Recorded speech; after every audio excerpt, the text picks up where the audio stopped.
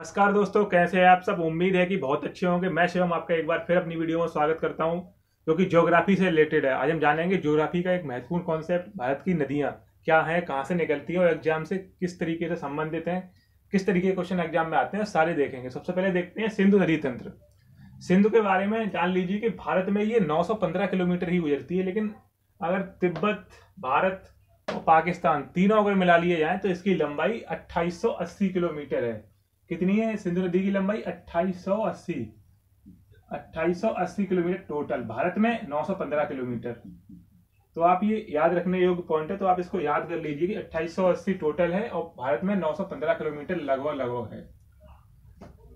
इसका उद्गम स्थल आपको कैलाश श्रेणी में एक स्थान है, बोकरचू। उसके निकट एक ग्लेशियर है।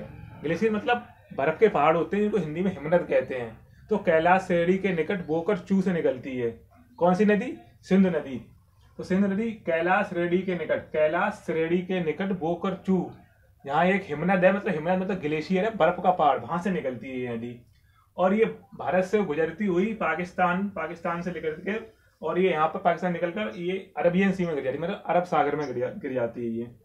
तो सबसे पहले जान लेते हैं कि इसकी सहायक नदियां कौन कौन सी। बहुत ही इंपॉर्टेंट है, इनमें एक दो क्वेश्चन है, बस वही आपको याद करने हैं, बाकी कोई इतनी ज्यादा इंपॉर्टेंट नहीं है। तो सबसे पहले होती है सिंधु नदी निकलती। सबसे पश्चिमी नदी भारत की कौन सी? सिंधु नदी, बड़ी नदियों में देखा जाए तो। उसके बाद आती है झेलम। झेलम के बाद चिनाब, फिर रावी, फिर ब्यास, फिर सतलज। ये क्रम बहुत ही ज्यादा इंपॉर्टेंट है। सबसे पहले कौन सी नदी? झेलम, वो सॉरी सिंधु। सिंधु के बाद झेलम, ऊपर से नीचे की तरफ। ये क्रम आपको जरूर से जरूर याद रखना है। झेलम के बाद चेनाब, रावी, ब्यास, सतलुज। सिंधु, झेलम, चिनाब, रावी, ब्यास, सतलज, 6 नदियां हैं। ये पश्चिम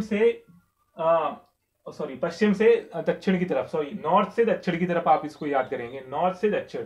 सबसे ऊपर कौन सी है? मतलब ऊपर सबसे नॉर्थ की तरफ सिंधु, सबसे नीचे साउथ में कौन सी है? सतलज। ये क्रम याद रखेंगे, ऊपर से नीचे पूछा जाए या नीचे से ऊपर पूछा जाए।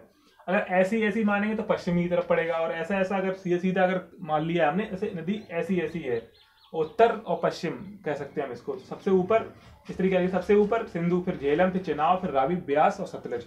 इसका क्रम जरूर याद रखिएगा। सबसे इंपोर्टेंट इसमें क्रम ही है, जो आपसे सबसे ज्यादा पूछा गया है।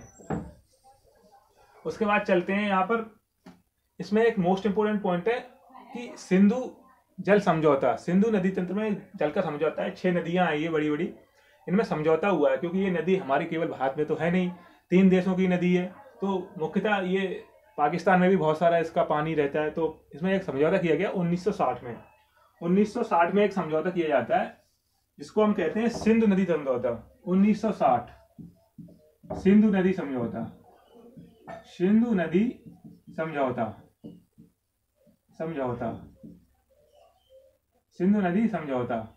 तो कितने? 1960 में। इसमें क्या अपनाया गया? मतलब ऊपर की 3 नदियां कौन सी हैं? सिंधु है, झेलम है, चिनाब है।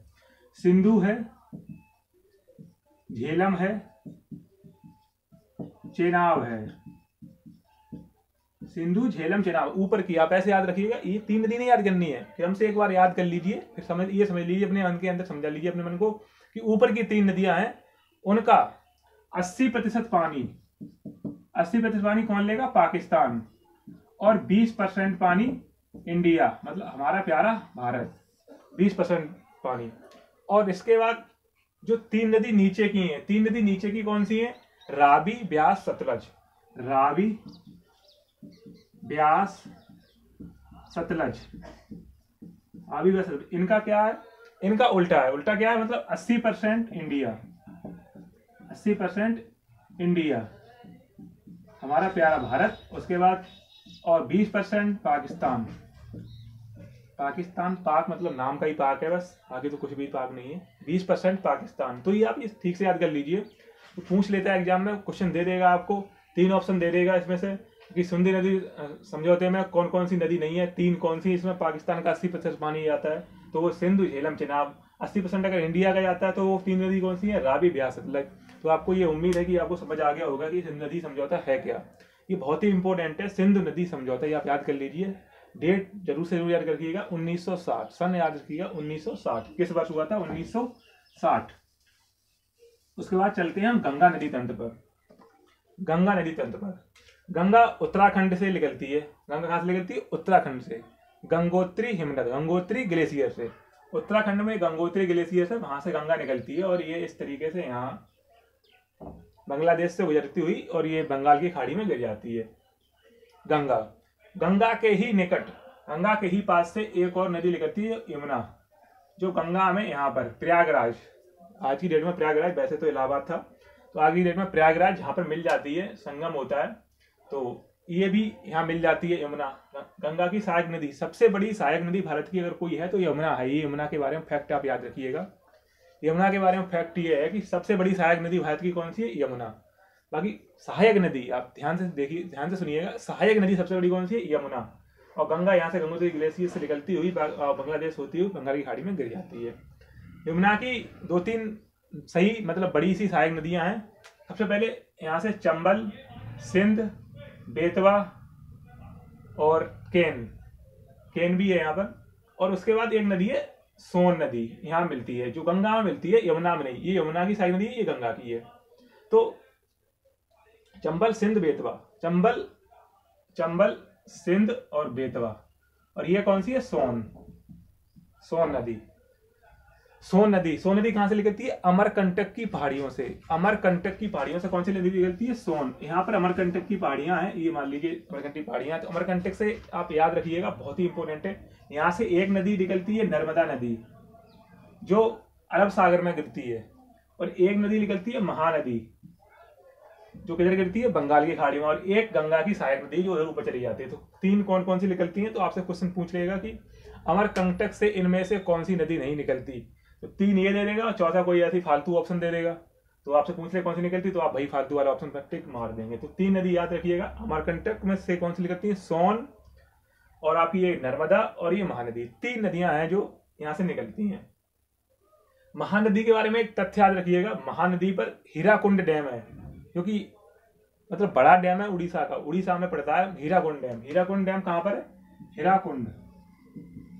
हीराकुंड डैम उड़ीसा, हीराकुंड डैम उड़ीसा महानदी पर, ठीक से याद कर लीजिए, हीराकुंड डैम उड़ीसा महानदी पर।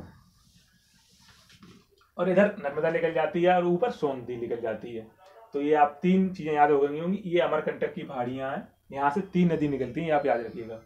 फिर उसके बाद एक बहुत ही इंपॉर्टेंट नदी के बारे में बात करते हैं, जिसको भारत में ब्रह्मपुत्र कहते हैं। ब्रह्मपुत्र नदी कहाँ से निकलती है, ब्रह्मपुत्र नदी हम यहाँ से निकाल लेते हैं, ये इधर से मानसरोवर। यहाँ पर एक ग्लेशियर है जिसका नाम है चेमा युंगडुंग, लिख देता हूं मैं एक बार, चेमा युंग और डुंग, चेमा युंगडुंग। नाम थोड़ा कठिन है, लेकिन कठिन होगा तो आपको अजीब सा होगा, तो आपको याद भी हो जाएगा। चेमा युंगडुंग ग्लेशियर से कौन सी नदी निकलती है, ब्रह्मपुत्र। एनसीईआरटी का नाम दिया हुआ है, ये कोई संशय नहीं है इसमें। चेमा युंगडुंग आप टिक मारिएगा, कोई दिक्कत नहीं होगी। चेमा युंगडुंग से निकलती हुई इधर पूरे तिब्बत, चाइना से बहती हुई, अरुणाचल प्रदेश से होती हुई असम, यहाँ पर ये बांग्लादेश में गंगा नदी से मिल जाती है। किससे मिल जाती है, गंगा नदी से। उसके बाद ये बंगाल की खाड़ी में दोनों मिलकर गिर जाती है। तो तिब्बत में इसको क्या कहते हैं, सांगपो। इधर चीन में क्या कहते हैं, सांगपो। जैसे ही भारत में एंटर होती है तब क्या कहते हैं इसको, ब्रह्मपुत्र। ब्रह्मपुत्र कोई और सांगपो अलग अलग नदी नहीं है, एक ही नदी है, एक ही नदी के 2 नाम है। चीन में इसको कहेंगे सांगपो, और इधर अपने भारत में कहेंगे इसको ब्रह्मपुत्र।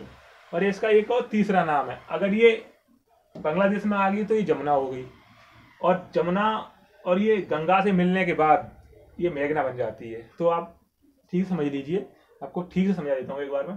तो यहाँ से चीन में सांगपो, भारत में ब्रह्मपुत्र, ठीक है। उसके बाद ये गंगा यहाँ से मिलती है, दोनों नदी मिल जाती हैं और बंगाल की खाड़ी में गिर जाती हैं। तो गंगा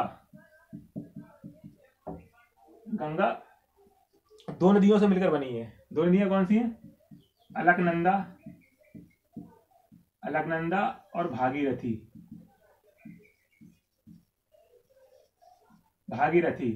अलकनंदा और भागीरथी मिलती हैं, फिर गंगा बनती है। और फिर इसको क्या कहते हैं, जहां पर ये अलकनंदा और भागीरथी मिलती हैं उसको क्या कहते हैं, देवप्रयाग। देवप्रयाग कुछ भी नहीं है, देवप्रयाग क्या है, भागीरथी और अलकनंदा का संगम को क्या कहते हैं? देवप्रयाग। भागीरथी और अलकनंदा के संगम को क्या कहते हैं? देवप्रयाग। ये आप ठीक से याद रखिएगा एकदम। और गंगा जैसे ही यहां से आई, गंगा चली, ये बांग्लादेश में जैसे ही गंगा एंटर करेगी, बांग्लादेश में गंगा एंटर करेगी तो उसको क्या बोलते हैं? पद्मा बोलेंगे। गंगा, इसको क्या बोलते हैं? पद्मा। पद्मा किसमें बोलते हैं? बांग्लादेश में। और ये ब्रह्मपुत्र को बांग्लादेश में क्या बोलते हैं? ब्रह्मपुत्र को बांग्लादेश में क्या बोलते हैं? ब्रह्मपुत्र को बांग्लादेश में हम बोलेंगे जमुना। ब्रह्मपुत्र, ब्रह्मपुत्र को बांग्लादेश में जमुना, जमुना। और दोनों मिलकर कौन सी नदी बन जाएंगी? मेघना। और ये मेघना गिरेगी बंगाल की खाड़ी में। तो बांग्लादेश में गंगा को हम पद्मा कहते हैं और ब्रह्मपुत्र को जमुना कहते हैं, और पद्मा और जमुना मिलकर बनती है मेघना। तो ये बात ठीक तरीके से आपको समझ में आ गई, उम्मीद करता हूँ ये बात समझ में आ गई होगी। उसके बाद हम चलते हैं आगे, प्रायद्वीपीय नदियां देखते हैं। प्रायद्वीप मतलब ये तो भाग गया। प्रायद्वीप बोलते हैं तीन तरफ से पानी से ढका हुआ भाग, तीन तरफ से पानी से घिरा हुआ भाग को कहते हैं प्रायद्वीप। तीन ओर से पानी और एक तरफ जमीन, तो उसको कहते हैं प्रायद्वीप। तो नीचे, इधर नीचे वाला जो भाग है ये भाग तो प्रायद्वीप भाग है। तो यहाँ पर कुछ नदियां हैं बड़ी बड़ी। तो दो नदियां, मुख्यतः नदियां दो, आप चलिए ये वाली बता चुके हैं आपको, नर्मदा। इसके नीचे एक और नदी है यहाँ पर, इसको कहते हैं ताप्ती। ताप्ती नदी, ये भी इधर ही गिरती है अरेबियन सी में। अरेबियन सी में मुख्यतः दो बड़ी नदियां इधर ही गिरती हैं, वरना सब पूरब की ओर बंगाल की खाड़ी में ही गिरती हैं। कुछ छोटी छोटी और नदियां जो अरब सागर में गिरती हैं, अदरवाइज 90 मतलब 80% नदियां तो हुई अब ये आपकी बंगाल की खाड़ी में ही गिरती हैं। दो नदियां आप ये ठीक से याद कर लीजिएगा, ये नदियां जो है आपकी डेल्टा नहीं बनाती हैं, ये बनाती हैं एस्टुरीज। तो दो बड़ी नदियां भारत में जो एस्टुरी बनाती हैं वो कौन सी है? नर्मदा और तापी। ये आप क्रम याद रख लीजिएगा एक बार कि यहाँ नर्मदा नदी है, इसके ऊपर है विंध्याचल पर्वत, भी बना देता हूँ केवल मैं। फिर आगे नर्मदा नदी, और बीच में नर्मदा और ताप्ती के बीच में एक पर्वत श्रेणी है, इसका नाम है सतपुड़ा, सतपुड़ा। और इसके बाद ताप्ती। तो ये आप ये ट्रिक याद रखिएगा, BNST, बी से विंध्याचल, N से नर्मदा, और S से सतपुड़ा, और T से ताप्ती। तो कभी कभी आपसे पूछ लेगा कि नर्मदा नदी जो है कहाँ बहती है, तो आप क्या कहेंगे कि विंध्याचल और सतपुड़ा के बीच में कौन सी बहती है? नर्मदा। और सतपुड़ा पहाड़ कहाँ पर है? तो वो कहाँ पर है? नर्मदा और ताप्ती के बीच में सतपुड़ा पहाड़ है। तो अगर आपको ये याद रहेगा तो ये वाला पता लगेगा आपको, पहाड़ है, नदी है, पहाड़ है, नदी है, तो आप बता देंगे कौन सा किधर बीच में है। तो आप याद रखिएगा, सबसे ऊपर विंध्याचल पर्वत, उसके बाद नर्मदा नदी, उसके बाद सतपुड़ा रेंज, उसके बाद आपकी ताप्ती नदी। तो आप ये ठीक से याद कर लीजिएगा। दोनों नदी अरबियन सागर में गिरती हैं और एस्टुरी बनाती हैं। इसके बाद एक बहुत ही इंपॉर्टेंट नदी है, और ज़्यादा बड़ी नदी नहीं, छोटी सी नदी है, लगभग 800 किलोमीटर उसकी लंबाई होगी लगभग। तो ये यहाँ से अरावली श्रेणी एक है, इधर अरावली राजस्थान में पड़ती है, दिल्ली तक राजस्थान तक जाती है। तो वहां से एक नदी निकलती है, लूनी नदी। लूनी, ये नदी ना कहीं समुद्र में गिरती है, ना कहीं झील में गिरती है, कहीं भी नहीं गिरती, ये रण के कच्छ में जाके विलुप्त हो जाती है। ये नदी थोड़ी दूर बहने के बाद ये विलुप्त हो जाती है, उसके बाद कहीं नहीं गिरती, अरावली पर्वत से लेकर रण के कच्छ में विलुप्त हो जाती है। तो राजस्थान में ये नदी है, ये आपको याद रखिएगा, लूनी नदी राजस्थान में है। तो इससे क्वेश्चन कहीं कहीं बन जाते हैं, और बहुत बार क्वेश्चन बन गया, तो इसलिए मैंने आपको ये बता दिया। छोटी सी नदी है, इसको आप याद कर लीजिए एकदम।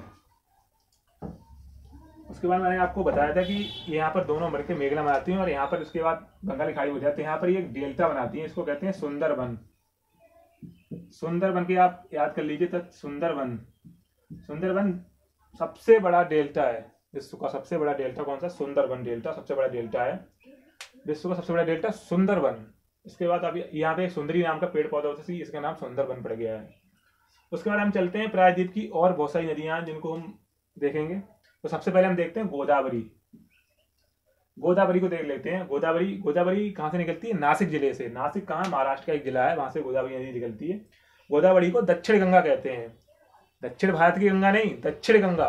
दक्षिण भारत की गंगा अगर कहोगे आप तो गलत हो जाएगा, दक्षिण गंगा कहेंगे केवल इसको। दक्षिण गंगा, वृद्ध गंगा, प्राचीन गंगा, क्योंकि ये बड़ी सबसे बड़ी नदी है प्रायद्वीप भारत में, सबसे बड़ी नदी है गोदावरी, इसलिए इसको गंगा की तुलना देते हैं। तो इसको दक्षिण गंगा, प्राचीन गंगा, वृद्ध गंगा, तीन नाम से जाना जाता है गोदावरी। ये इसमें बंगाल की खाड़ी में गिर जाती है। उसके बाद दूसरी नदी है कृष्णा। कृष्णा नदी, ये आपकी कहाँ से निकलती है? कृष्णा नदी आपकी निकलती है कृष्णा नदी निकलती है, ओ सॉरी, इसके बाद कृष्णा नदी, इसके बाद एक और लिख लीजिए यहाँ पर कावेरी, कावेरी नदी। कावेरी नदी के बारे में आप एक बात याद कर लीजिए, कावेरी नदी को दक्षिण भारत की गंगा कहते हैं, दक्षिण भारत की गंगा।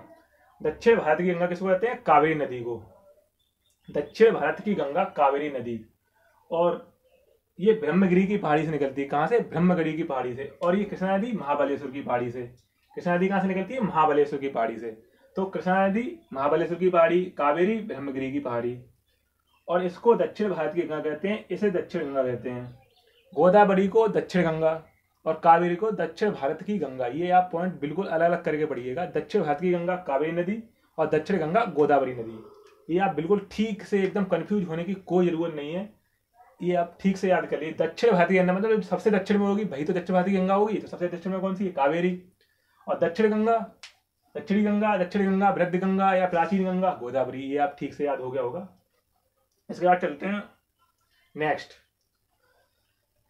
चलते हैं कि ये जल विवाद के बारे में। कावेरी जल विवाद एक नाम से मतलब एक विवाद है, कावेरी जल विवाद।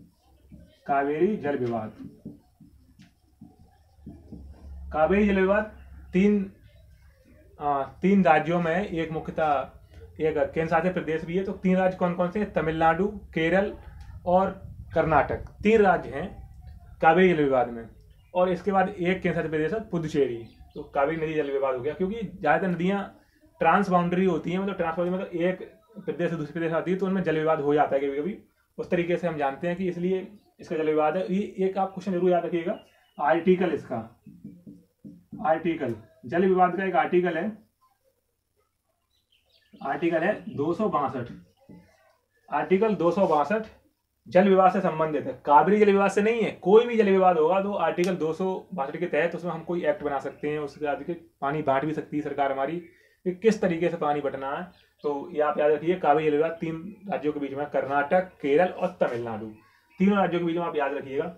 एक मोस्ट इंपोर्टेंट पॉइंट है जो हमसे छूट गया, अभी आपको बताना चाहेंगे कि जो ब्रह्मपुत्र नदी है वो भारत की सबसे चौड़ी नदी है और बहुत फैली हुई नदी है। तो उसके बीच में एक द्वीप है, उसके बीच में एक द्वीप है जिसका नाम है माजुली। माजुली के बारे में आप याद रखिएगा, माजुली विश्व का सबसे बड़ा नदीय द्वीप है। सबसे बड़ा द्वीप नहीं, विश्व का सबसे बड़ा नदी पर द्वीप है, मतलब नदी द्वीप। नदी के बीच में जो द्वीप है सबसे बड़ा है, वो कौन सा? माजुली। ये आप ठीक से याद कर लीजिएगा। उसके बाद 2 प्रश्न और हैं पीटी के लिए, मतलब प्रीलिम टेस्ट के लिए।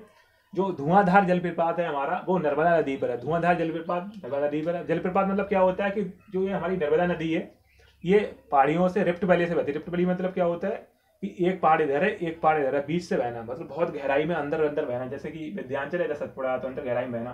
तो ये पहाड़ी से गिरती है, पहाड़ी से गिरने के बाद ये एक बड़ा सा जलप्रपात बनाती है, जो पहाड़ी नीचे झरना, जिसको हम मतलब आम बोलचाल में झरना भी कहते हैं, तो हम और ज्योग्राफी भाषा में उसको जलप्रपात कहते हैं। तो धुआंधार जलप्रपात कहाँ पर है? नर्मदा नदी पर। और एक और जलप्रपात है शिव समुद्रम। शिव समुद्रम जलप्रपात कहाँ पर है? कावेरी नदी, कावेरी नदी पर शिव समुद्रम जलप्रपात, शिव समुद्रम जलप्रपात। जलप्रपात पर एक नेक्स्ट वीडियो कभी बनाएंगे। इसके बाद हम इंपोर्टेंट वीडियो, बहुत सारी वीडियो बनाएंगे। जलप्रपात पर भी एक वीडियो बनाएंगे, मतलब क्या होता है और कौन कौन से इंपोर्टेंट जलप्रपात है। ये क्वेश्चन एक आता है जलप्रपात का, तो इंपोर्टेंट क्वेश्चन था, वो मैंने आपको बता दिया है। और इसके बाद एक परियोजना है भाखड़ा नागल परियोजना। भाखड़ा नागल परियोजना सतलज नदी पर। और एक परियोजना है माता टीला, मतलब माता टीला परियोजना कहाँ पर है? बेतवा नदी पर, जो ललितपुर जिले में है। ललितपुर उत्तर प्रदेश का एक जिला है, उसमें कौन सी परियोजना? माता टीला। माता टीला मतलब बेतवा नदी पर, बेतवा नदी पर माता टीला परियोजना है। तो ऐसे याद रखेंगे, माता बेटा, माता बेटा, माता का संबंध किससे? बेटा से, मतलब माता टीला परियोजना का संबंध बेतवा नदी से। इस तरीके से आप याद रख लेंगे तो आपको ठीक से याद हो जाएगा। उसके बाद एक यहाँ से सतलज नदी से और ब्यास नदी से, मुख्यतः सतलज नदी से एक नदी याद रखिएगा, ब्यास छोड़िएगा आप, क्योंकि वनडे एग्जाम में एक ही पूछेगा। तो सतलज नदी से एक नहर निकलती है, इसका नाम है, भारत की सबसे बड़ी नहर है, नहर निकलती है इंदिरा नहर। तो राजस्थान तक पानी पहुंचाती है, मुख्यतः राजस्थान को पानी पहुंचा रही है। कौन सी नहर है? राजस्थान और पंजाब को भी पानी पहुंचाती है। तो सतलज से जो नहर निकलती है उसको कहते हैं इंदिरा नहर, तो पानी पहुंचाती है। उसके बाद हम ये इंदिरा नहर के बारे में याद रखिएगा, इंदिरा नहर के बारे में ठीक से याद रखिएगा। ये कहाँ से निकलती है? सतलज नदी से। आप जैसे ही टिक मारेंगे आपका सही क्वेश्चन होगा। तो उम्मीद है कि आपको ये सारी जानकारी जितना आपको समझाया है वो आपको समझ में आई होगी। अगर कोई और नेक्स्ट क्वेश्चन है जो किसी एग्जाम में आया है और मैंने आपको नहीं बताया है, तो आप कमेंट बॉक्स में टाइप कीजिए क्वेश्चन को। नेक्स्ट वीडियो में मैं क्वेश्चन को और उसके कॉन्सेप्ट को लाने की कोशिश करूंगा। और ये नदियाँ जितनी हैं इंपॉर्टेंट क्वेश्चन है, इसमें सारे मैंने कंक्लूड कर लिए हैं, कौन कौन से क्वेश्चन पूछे जाते हैं वो भी कंक्लूड कर लिए हैं। आगे मैं वीडियो जलप्रपात वाली बनाऊंगा, वो भी आपको सारे समझ में आ जाएंगे। तो तब तक के लिए आप लोगों को खुश रहिएगा और अपने आप को चैनल सब्सक्राइब कीजिएगा और हमारी वीडियो को लाइक कीजिएगा और शेयर कीजिएगा। थैंक यू, धन्यवाद।